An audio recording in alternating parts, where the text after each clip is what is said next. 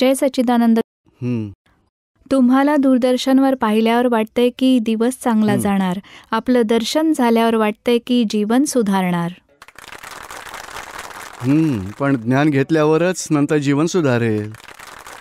मी ग्रॅज्युएशनच्या final इयरला आहे आणि ट्रेनिंग म्हणून मी एका शाळेत 4th क्लासच्या मुलांना शिकवतेय. इच्छा नसतानाही त्यांना रागवावे लागते आणि कधी कधी मारावे लागते. हे करताना वाईटही वाटते. इतर कोणतीही पद्धत समजत नाहीये मला. मी काय करायला हवं? मार्गदर्शन करावे. हां, एक तर मारणं हे बंद करा. थोडं दटावायचं, थोडं समजवायचं, रागवायचं. गरज असेल तर रागवायचं, पण ड्रॅमॅटिक रागवायचं. आणि नंतर प्रतिक्रमण करा की मुलांना रागवावं लागलं, माफी मागते. शुद्धात्म्याकडे माफी मागा. मुलांना रागावल्यानंतरही जरा जास्त प्रेमाने दाखवा. सांगा, एवढं कराल ना तर मी रागवणार नाही. एवढं करा. मम्मी पप्पा किती मेहनत घेऊन पैसे कमावतात, तुम्हाला शाळेत पाठवतात. वेळ वाया घालवू नका. तुमच्या आयुष्यात ग्रॅज्युएशन पूर्ण करा. पूर्ण आयुष्य नीट जाईल. तुम्ही अभ्यास करत नाही म्हणून रागवावं लागतं मला. केला तर मला काही सांगायची गरज नाही आहे. असं प्रेमाने बोला त्यांच्याशी. त्यांनाही आवडेल. ताई चांगल्या आहेत, टीचर चांगले आहेत. आणि शक्य झाल्यास प्रार्थनेचं पुस्तक घेऊन जा. अंतर्यामी परमात्म्याच्या नावे प्रार्थना आहे, अशी एखादी प्रार्थना मुलांनी केली तर नक्कीच त्यांच्यात फरक पडेल. आणि तुम्ही शुद्धात्म्याकडे प्रार्थना करा. अशी प्रार्थना करा की शुद्धात्मा भगवान, मुलं एकाग्रतेने राहोत, शांतपणे अभ्यास करोत, सच्ची समज मिळो, अशी कृपा करा. त्यांचं आयुष्यात चांगलं जावं, ग्रॅज्युएट चांगलं व्हावं, जीवनात सुख शांती मिळो, अशी प्रार्थना करा. चांगला रिझल्ट येईल. जय सच्चिदानंद. अनिल कुमार. हां, बोला. मी माझ्या मुलाला असलेल्या मानसिक समस्येमुळे त्रासून गेलोय गेल्या 2 वर्षांपासून. आणि प्रतिक्रमण आणि प्रार्थनासुद्धा करतो. सुधारणा झाली आहे, पण आणखी काही मार्गदर्शन करावे. आता लहानपणापासून आजवर मुलाला जो काही तुमच्या वागण्यामुळे त्रास, दुःख झालं किंवा आग्रह, दुराग्रह झालाय, दुःख झालंय, साऱ्याचं प्रतिक्रमण करा. हां. आणि त्या शुद्धात्म्याला प्रार्थना करा. फाईल आहे, समभावाने निकाल करावा, अशी मला शक्ती द्या. तो मुलगासुद्धा त्यासाठी प्रार्थना करा. सन्मार्गावर चालो, सद्बुद्धी यावी, आत्म्याचं ज्ञान मिळावं, मोक्षमार्गावर यावं. प्रार्थना करत राहा आणि जुन्या चुकांचं प्रतिक्रमण करत राहा. तिसरी अशी गोष्ट आहे की त्याच्याशी प्रेमाने व्यवहार करा. प्रेम म्हणजे विचित्र वागला तरी चिडायचं नाही आहे. चांगला वागला तर तुम्ही बघा, नॉर्मल असा व्यवहार ठेवायचा. खूप छान केलं, ॲप्रिशिएट करा, पण खूप जास्त मोहमयी, आसक्तियुक्त व्यवहार करू नका. प्रेमाने वागा त्याच्याशी. म्हणजे प्रेमाने तो आपोआप परत हळूहळू येईल, नॉर्मल जीवन जगायला लागेल. होय. आणि वडिलांची काही व्यसनं किंवा काही असेल ती मुलात आपोआप ट्रान्सफर नाही, होत नाही आहेत, पण त्याच्या स्वतःच्या प्रवृत्तीतच ते बीज तो घेऊन आला असेल तर त्यातून ते प्रकट होणार आहेत. दोन्हींचा हिशोब तर असा नाही आहे की पुत्र पिता जेनेटिकली मुलांमध्ये ते यायलाच हवं. त्याच्या कर्माच्या हिशोबाने त्याला ते येईल. पण आता आपण ही प्रार्थना करायची बघा, हळूहळू त्यामुळे तो बघा कुसंगतीतून, व्यसनातून सुटेल, अशी प्रार्थना करा. होय होय. पूज्यश्रींना नमस्कार. हां. 5 आज्ञांचं पालन कसं करावं? हे ज्ञान घेतलंय का तुम्ही? हो, घेतलंय. आता उद्या पुन्हा ज्ञानविधी आहे, समजून घ्या. आणि 5 आज्ञांचं पालन अशा तऱ्हेने करायचं की रोज सकाळी निश्चय करा, मला दादा भगवानांच्या 5 आज्ञांचं पालन करायचं आहे. आणि जरा विचार करा कसं करायचं आहे. बघा, त्यासाठी रिलेटिव्ह रियल सगळं बघायचं आहे. झालं ते व्यवस्थित, चांगलं, वाईट झालं, नाही जरी झालं तरी रिझल्ट ऑफ सायंटिफिक सर्कमस्टेन्शियल एव्हिडन्स, कोणालाही दोषी नाही बघायचं आहे. आणि एक एक व्यवहारात जे काही संयोग जुळतील, व्यक्ती भेटतील, फाईल आहेत, समभाव. म्हणजे वाईट वागले तरी द्वेष नको, चांगले वागले तरी प्रेम नको, राग द्वेषाविना समभाव ठेवून एक एक व्यवहार पूर्ण करायचा आहे. सुटण्यासाठी, हिशोब पूर्ण करण्यासाठी हे जीवन आहे आपलं. म्हणून 5 आज्ञांमध्ये राहायचा निश्चय करा. सकाळी सारा दिवस प्रयत्नात राहा तुम्ही 5 आज्ञांमध्ये राहायचा. रात्री झोपण्यापूर्वी पुन्हा चेक करा कुठे 5 आज्ञांमध्ये चूकभूल झाली. किती व्यक्तींमधले शुद्धात्मा बघायचे राहून गेले, किती व्यक्तींबरोबर समभाव राहिला नाही, व्यवस्थितच्या आज्ञांचं किती पालन केलं, नाही पालन झालं. परत रिसेट करा 5 आज्ञा. दुसऱ्या दिवशी पुन्हा तयारी करा. सकाळी 5 आज्ञांमध्येच राहायचं आहे. दररोज हाच पुरुषार्थ करायचा आहे. तुम्ही बघा, 5 आज्ञा सिद्ध करायच्या आहेत तुम्ही. क्षणोक्षणी 5 आज्ञांमध्ये राहून प्रत्येक व्यवहार व्हावा, अशा पुरुषार्थाच्या रिझल्टपर्यंत पोहोचायचं आहे आपल्याला. आणि पैशांचा मोह खूप आहे. तो तर आता अजयला आहे, फाईल 1ला आहे असं समजायचं. फाईल 1चा कसा निकाल करायचा? हळूहळू त्यावर सॉल्युशन काढा. पैशाचा मोह असेल पण जेवढा बघा, मन वचन काय नाही, चोरी झाली नाही तर पैसे खूपच येतील. जेवढे क्लेश कराल, मन वचन काय नाही, चोरी कराल, भ्रष्टाचार, साऱ्याच भावना वाईट होतील. त्यामुळे लक्ष्मी येण्यात अंतराय येतीलच. म्हणून तिचे नियम, कोणत्या नियमानुसार लक्ष्मी येते त्याचा अभ्यास करा. लक्ष्मीच्या मागे धावाल तर क्लेश तंटेच वाढणार आहेत. पण भगवानांच्या मागे जाल तर लक्ष्मी, नारायणाच्या मागे धावाल तर लक्ष्मी देवी आपोआपच त्यांच्या मागे सोबत राहील. म्हणूनच दादाजींचं पुस्तक पैशांचा व्यवहार हे नक्की वाचा. त्यात खूप सगळ्या ज्ञानाच्या गोष्टी असतील. शिवाय आयुष्यात कसा लक्ष्मीचा व्यवहार करायचा त्याच्या चाव्याही मिळतील. आणि दादाजींचा 3रा ग्रंथ येतोय, ज्ञानीपुरुष 3रा भाग. त्यात दादाजींचा व्यवसाय, व्यापार, व्यवहार कसा दादाजींनी केला, जीवनातले खूप सारे प्रसंग सांगितलेत. मोह विरहित व्यवहारही केला. लक्ष्मीचे व्यवहार राग द्वेष मोहाशिवाय करू शकतो त्याचा अद्भुत मार्ग दाखवलाय. अद्भुत असा लक्ष्मीचा सिद्धांत खुला केला आहे. म्हणजे कशा प्रकारे लक्ष्मीचा व्यवहार करायचा आहे, संसारही पूर्ण करू शकू आणि दुःखांपासूनही मुक्त राहू शकू. प्रणाम पूज्यश्री. शक्ती द्यावी. आता 5 आज्ञांमध्ये राहू. पूज्यश्री, मी सतीश कुमार बोलतोय वाराणसीहून. बोला. दादा भगवानांचं जेव्हा कोणतंही पुस्तक वाचतो, तुमचा सत्संग ऐकतो, त्यावेळी जी भावना असते तसा भाव प्रत्यक्ष जीवनात आमच्यात येतच नाही. असं का होतं? कारण आचरण आणि समज दोन्ही वेगळे आहेत. आचरण नंतर येतं. समज जागृती ठेवाल तर हळूहळू जुने अभिप्राय असलेलं आचरण समाप्त होईल. आजचा अभिप्राय ठरेल तो आचरणात नंतर येईल. नाही, सत्संग जेव्हा ऐकतो तेव्हा त्यावेळी जी भावना असते त्यावेळी काहीतरी वेगळाच विचार येतो, पण वैयक्तिक जीवनात जेव्हा तो समोर येतो तेव्हा म्हणजे काहीतरी आपल्या वेगळं. डिस्चार्ज कर्माच्या आधारे व्यवहार होईल. ही समज जागृतीच्या रूपात ठेवा. म्हणजे 2 शब्द आहेत, चुकांसहित आचरण आणि चूकविरहित समज. हे दोन्ही कायम वेगळेच राहतात लास्ट मोमेंटपर्यंत. म्हणून चुका होतात तेव्हा आचरण बघायचं आहे. स्वतःच्या चुका पाहून वेगळं राहून निकाल करा. आणि चुकांविरहित समज त्या जागृतीत राहिलात तर त्यामुळे चुका आचरणात कशा येतात ते समजेल. मग प्रतिक्रमण करून आचरणातून त्या काढून टाकता येईल. धन्यवाद. जय सच्चिदानंद. बोला. सहेजवीर, अमृतसरहून. बोला. दादाजींना हे जे ज्ञान झालेलं होतं स्टेशनवर, त्यात व्यवस्थित शक्तीचा काही हात आहे? त्याला रिझल्ट ऑफ सायंटिफिक सर्कमस्टेन्शियल एव्हिडन्स म्हटलं जातं. कारण स्वतःची तर इच्छा खूप काळापासून होती, पण टाईम, क्षेत्र, संयोग जुळले, प्रकट झालं मग त्यानंतर ज्ञान. म्हणजे जेव्हा त्यांना ज्ञान झालं तेव्हा त्यांना त्वरित कळलं का की हे मला ज्ञान झालं आहे? त्वरित कळलं त्यांना आणि जबरदस्त आनंद परमानंद झाला. सारी ओझी उतरली बघा. दादाजी म्हणायचे की एखाद्या भिकाऱ्याला दुसऱ्या दिवशी राजा बनवलं गेलं तर त्याला फरक नाही पडणार, अनुभव नाही येणार. नक्कीच तसाच अनुभव आला त्यांना. भिकारीमधून एकदम राजा झाले. वेगळीच खुमारी, कोणती सांसारिक गोष्ट नकोय. स्वतःच्या मोक्षाचा आनंद, जणू सिद्ध क्षेत्रातच बसलोय असा आनंद त्या क्षणी त्यांना झाला होता. 1 तासापर्यंत तो राहिला. मग असं आपल्यालाही होऊ शकतं का?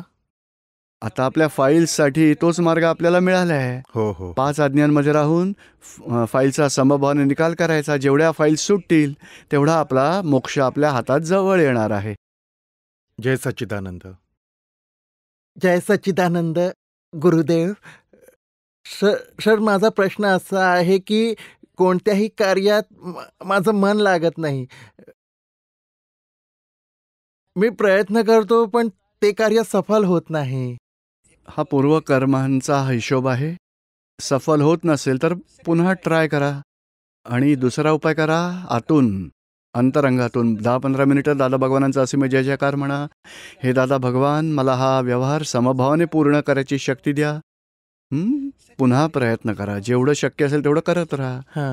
अगदी जोर लावून असा प्रयत्न करायचा नाहीये आणि बेदरकार बनून आळसही करायचा नाहीये. समभावाने सिन्सिअरली शांतपणे जेवढं शक्य तेवढं पूर्ण करायचं. नाही रिझल्ट मिळाला तर पुन्हा ट्राय करायचा. कोणतं काम करता? नोकरी धंदा आहे का? सर, म्हणजे बिझनेसला सुरुवात करायची आहे, पण कोणतेही कार्य अभ्यास आतापर्यंत करत आलो त्यात यश नाही मिळू म्हणजे शकलं. शिक्षणही बाकी आहे आणि हो, बिझनेस हो. करू इच्छित आहे. पण शिक्षण आधी पूर्ण करा. आई वडील आहेत ना, सपोर्ट करतात ना, करतात. म्हणून आता शिक्षण आधी पूर्ण करा आणि नंतर बिझनेस करण्यापूर्वी नोकरी करा. बरं. कमीत कमी 3-4 वर्ष नोकरी करा. अनुभव घेऊन नंतर विचार करा बिझनेसचा. हां. आपण बिझनेसमधून कमवायचे, मजा करायची. अरे बाबा, आता तर शिक्षण चालू आहे. आता आधी शिक्षण पूर्ण करा. हां. त्यात चांगलं ग्रॅज्युएट व्हा. प्रार्थनेचं पुस्तक घेऊन जा. प्रार्थना हां. करून चांगला अभ्यास करा. ग्रॅज्युएशन पूर्ण करा. तेवढी मेहनत घ्या. हां. काय नाव आहे जय तुमचं? सच्चिदानंद. अभिमन्यू गुप्ता. हां हां. जय सच्चिदानंद. स्वतंत्र कुमार सिंग. बोला. जय सच्चिदानंद दीपक हां, बोला. भाई. माझा प्रश्न असा आहे की ज्ञान घेऊन खूप काळ लोटलाय आणि ज्ञान घेऊनही कधीतरी असं होतं जीवनात काही दुःख आणि संकट येतात. हं. त्यावेळी आपण विचलित होतो आणि ज्ञान अगदीच गायब होऊन जातं. खरं तर असं व्हायला नको आहे. ज्ञान असण्याचा हाच अर्थ आहे की हां, हां. प्रश्नाचे उत्तर आपोआप समोर हजर होतं. हो, पण त्या दुःखाचा काळ जर संपत आला की पुन्हा ज्ञानाची जागृती येते ना. हां, ती येते खूप वेळांनी. हां, हरकत नाही. द्वंद्व चालू असतं काय. हो, पण कारण आपली कर्म समाप्त न करता मिळालं ज्ञान आणि चिकट कर्म असतील तर वेळही लागणार आहे. समजा कोणी पाहुणे आले घरी, तर त्याआधी जागृती येते, मी शुद्धात्मा आहे, हे आहे, ते आहे. आणि फाईल आली बाहेर, दरवाजावरती टकटक झाली, तेव्हा जागृती असते. फाईल आहे, समभावाने निकाल करायचा आहे. आणि नंतर अरे तुम्ही कधी आला, आधी या 2 तासात विसरून जातील सगळं. ज्ञानही निघून जाणार, जागृती निघून जाणार. म्हणजे काय ज्ञान बंद झालं का? नाही. म्हणजे कर्मांचा उदय झाला की ज्ञानाची जागृती कमी वाटेल. ती फाईल पूर्ण झाली की 2-3 तासानंतर फ्रेंड आपण जाऊन घरी आलो परत, तेव्हा कुठे जागृती आली. अरे फाईल होती शुद्धात्मा, पण 3 तास आवरण आलं होतं. ते काय होतं? तर प्रचिती होती. जागृती कमी होती पण प्रचिती होती. आधीसुद्धा जागृती होती, नंतरही जागृती आली आहे. त्यावेळी प्रचितीच्या प्रवाह तो चालू असेल तरच जागृती येईल. म्हणजे कर्मांचा फोर्स 2 दिवसही असेल, 4 दिवसही असेल, 2 महिनेही टिकेल. कधी कधी हां. कर्मातही खूप मोठं ओझं येतं. हो, कधी कधी महिने चालू असतं. हो, चालतं. आणि ही समस्या कायमच असते. आता जेव्हा जागृती येते तेव्हापासून सुरू करा. म्हणजे ॲक्शन रिप्ले चेक करा, कुठे माझी जागृती निघून गेली आहे, हे कोणाचं कर्म आहे, मी स्वतः कोण आहे. काय नाव आहे तुमचं? स्वतंत्र सिंग. स्वतंत्र सिंग वेगळा आहे, मी शुद्धात्मा आहे. हे सगळं स्वतंत्र सिंगला होत आहे, मला नाही. ही वेगळेपणाची जागृती वाढवत जात तर हळूहळू आपल्याला ज्ञान मिळालं. त्यात काय झालं आहे? 2% अनुभव, 15% जागृती आणि 100% प्रचिती. म्हणजे या 100% प्रचितीच्या आधारेच पुन्हा जागृती येईल. पण जागृती 15% आहे आणि कर्मांचा फोर्स 150% आहे. त्यामुळे जागृती अंधुक होते. 150मधून 140, 30, 20, 90, 80पासून 20, अगदी 10 होईल तर बघा जागृती तोवर. आणि कर्मांचा फोर्स कमी होतो तेव्हा जागृतीवरती येईल. मग पुन्हा प्रतिक्रमण होईल, दोष दिसतील, वेगळेपणा येईल, सगळं काही होईल. पण तो फोर्स असल्यामुळेच जागृती कमी झाली होती. आता आपला पुरुषार्थ त्याची जागृती 15 ते 20 येईल आणि कर्मांचा फोर्स 120 म्हणजे 110 होईल. असा कर्मांचा तो फोर्स कमी होत जाईल, जागृतीची पॉवर वाढत जाईल.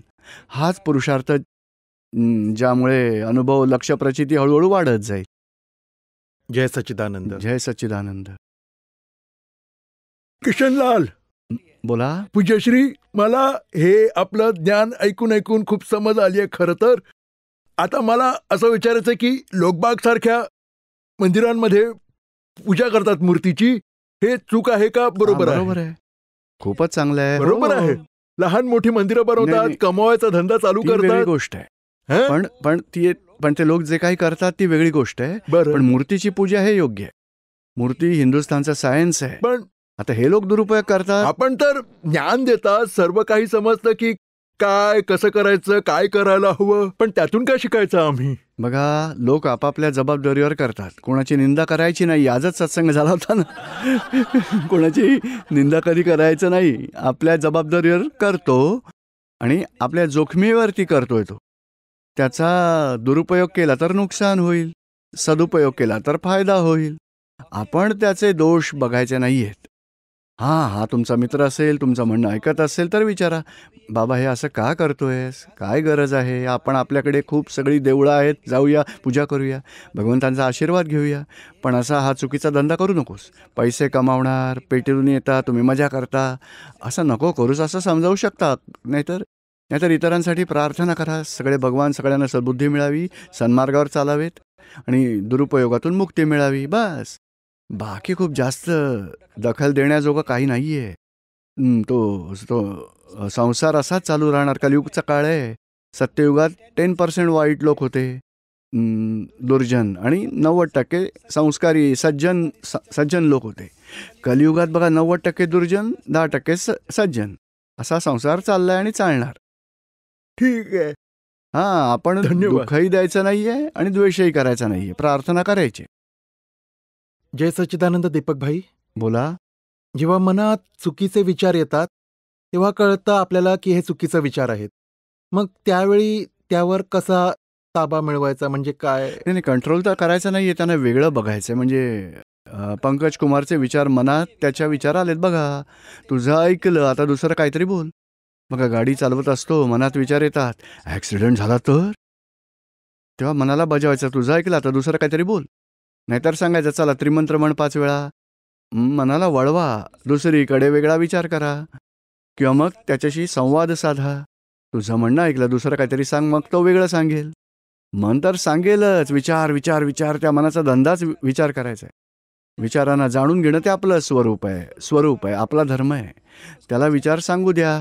वाईट विचार आले तर समजायचं की हे विचार आले आहेत, इथे ज्ञेय विचार आहेत आणि ऑब्जेक्ट आहे, मी ऑब्झर्वर आहे, ज्ञात आहे. विचार समाप्त होतील. ठीक आहे. पूज्यश्रींच्या चरणी कोटी कोटी नमन. बोला. मी छिंदवाड्यातून चेतराम पवार बोलतोय. गुरुवर. हो, बोला. मी 23 वर्ष झाली माझ्या लग्नाला. तर मी कायम त्रास सहन करतोय माझ्या बायकोपासून. कधीही माझ्याशी बायको प्रेमाने बोलत नाही, कायम वैरभावाने वागते. तर माझी इच्छा आहे की गुरुवर तिने मैत्रीपूर्ण माझ्याशी वर्तन करावं. आता उद्या ज्ञान घ्या आणि नंतर प्रतिक्रमण चालू करा. आणि फाईल आहे, समभावाने निकाल करायचा आहे, अशी भावना पकडून ठेवा. आता अपेक्षा ठेवू नका ही एवढी सुधारेल, मित्रासारखी. जशी आहे तसंच आपण समभावाने निकाल करायचा. आणि हळूहळू आपल्या कर्मांचा हिशोब समाप्त होत जाईल, तसा त्याचा व्यवहार सुधारेल, आपोआप सुधारेल. आपल्याकडून त्याच्याप्रती राग, द्वेष, मोह, अपेक्षा समाप्त करून टाकायच्या. पाहिलंय, समभावाने निकाल करायचा आहे, त्याच्याप्रती अभावसुद्धा करायचा नाही आणि मोहसुद्धा नाही करायचा, समभाव ठेवायचा आहे. आणि दुसरा उपाय आहे, दादाजींचं पुस्तक आहे पती पत्नीचा दिव्य व्यवहार, निरुमांची कॅसेट पण आहे पती पत्नीचा दिव्य व्यवहार, शिवाय इतर दादाजींची लहान मोठी पुस्तकं आहेत, क्लेशविना जीवन, टक्कर टाळा, ॲडजस्ट एव्हरीवेअर, झाला तो न्याय, भोगतो आहे त्याची चूक. ह्या ज्ञानाच्या गोष्टी समजून घ्या आणि निकाल कसा करायचा समभावाने फाईलचा, त्या ज्ञानाची समज फिट करत राहा. आणि हळूहळू भावना करा, त्याही सत्संगात येतील. त्यांचा दोष नाही आहे. त्याचं काय की पूर्वजन्मातील मोहामुळे पती पत्नी बनतात आणि मोहातही 2 हिशोब असतात, प्रेम आणि द्वेष. प्रेमात अपेक्षांचा जन्म होतो, अपेक्षा पूर्ण झाल्या नाही तर द्वेष वाटायला लागतो. म्हणून हळूहळू प्रेम आणि द्वेषांचा हिशोब असलेले व्यवहार पती पत्नीत वाढत जातात. आणि ते धुवून टाकण्याचा मार्ग तर माहिती नाही आहे. त्यामुळे खूप सारे म्हणजे काही अभिप्राय असतील, एक वीट ठेवली, दुसरी वीट ठेवली, तिसरी वीट ठेवली, असं करत करत भिंत, मतभेदांची भिंत दोघांमध्ये उभी राहते. आता ज्ञानाचा मार्ग, तुम्ही भाग्यवान आहात, ज्ञानाचा मार्ग मिळाला आहे तुम्हाला. त्यामुळे हळूहळू प्रतिक्रमण वाढवा, फाईलचा समभावाने निकाल करायचा आहे आणि त्यांच्यातील शुद्धात्म्याला प्रार्थना कर की यांच्याबरोबर प्रेमाचा व्यवहार घडेल अशी कृपा करा. कोणत्याही प्रेमदोषाशिवाय, मोहाशिवाय, आसक्तीशिवाय व्यवहार करू शकेन अशी मला शक्ती द्या. हळूहळू भिंतीवरच्या विटा कमी होत जातील, नॉर्मल प्रेममय व्यवहार राहील. हो, जय सच्चिदानंद. प्रभूजी, वडिलांच्या निधनानंतर जे श्राद्ध केलं जातं ते करायला हवं का नको? सर्वांची इच्छा असेल घरच्यांची तर नक्कीच करा. बरं. आणि ज्ञानात तर तुम्ही सारे लोक आहेत नक्कीच. कोणी म्हटलं गरज नाही तर नका करू. कारण श्राद्ध म्हणजे ही एक क्रिया आहे, विधी आहे. बाकी जे निघून गेले त्यांना तर काही पोचत नाही.